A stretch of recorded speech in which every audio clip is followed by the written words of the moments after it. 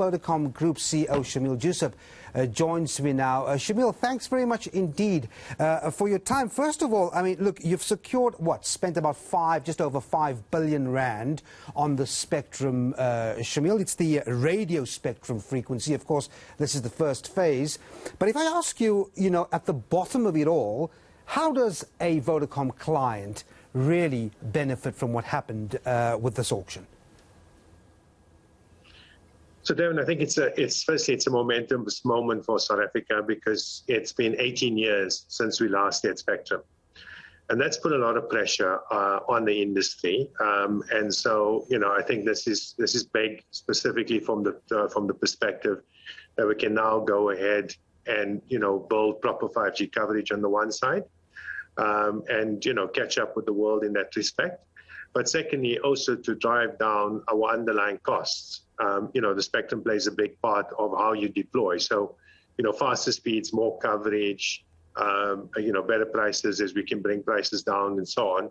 These things all will contribute towards that on top of the prices, of course, the 43% discounts that we've already done in the last 2 years.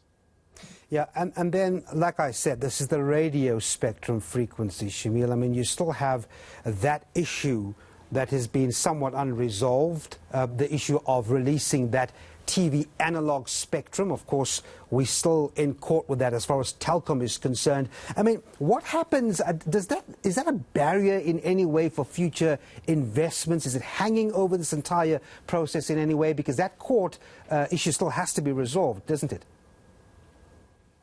It does. So there's two different issues. One is an ETV issue. So ETV is trying to delay the switch-off date, which the minister has set for the end of March, which is to switch off the analog signal, and then that spectrum will be then reused for mobile. Basically, TV gets migrated from analog to digital. So that's the one part, and that case is being heard as we speak. It's in front of the courts at the moment. Secondly, there's a separate case from Telkom where effectively, Telkom 6 was challenging the auction. But, Telkom, of course, went through with the auction and have come out, very good in my view because they were part of the opt-in round, so they got the spectrum much cheaper. And so they're now in a position where they got to decide, do they pursue the case or, do we move forward? I think it's time to put that behind us now and or for Telkom to put it behind us and so we can move South Africa forward. And so that, the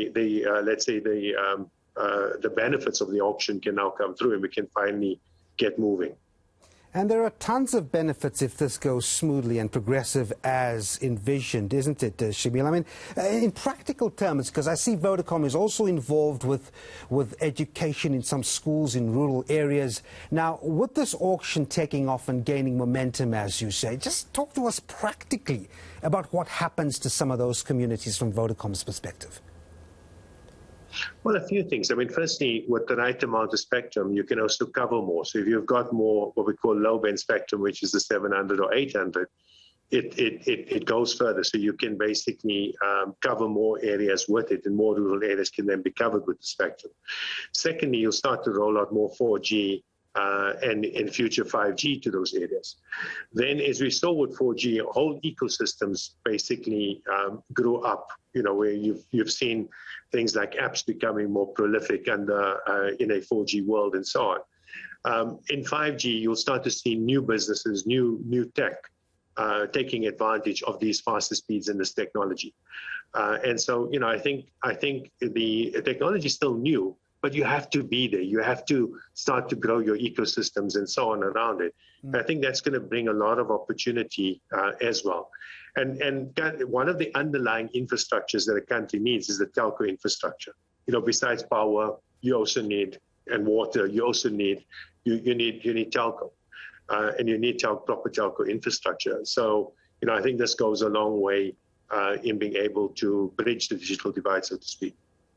All right, now before I let you go, just shifting focus a bit, Shameel, I see, I want to touch base on this Please Call Me matter. I understand that Vodacom is now appealing that last ruling that we had, where the ruling basically said that you had to go beyond the amount given to Mr. McCarthy on the Please Call Me issue. You were appealing that case.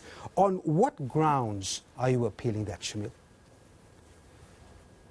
Well, the appeals, of course, from Vodacom, and I think it's appealing it on the basis that on a number of grounds actually, specifically around the process that the judge was supposed to have followed, and the mandate of the judge in this case.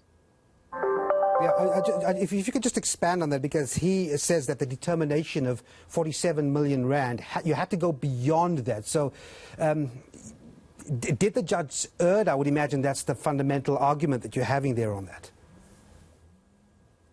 Yeah, so our feeling is that, essentially the judge has overstepped the responsibility given to her by the Constitutional Court in this in this case, and therefore, the case is being appealed.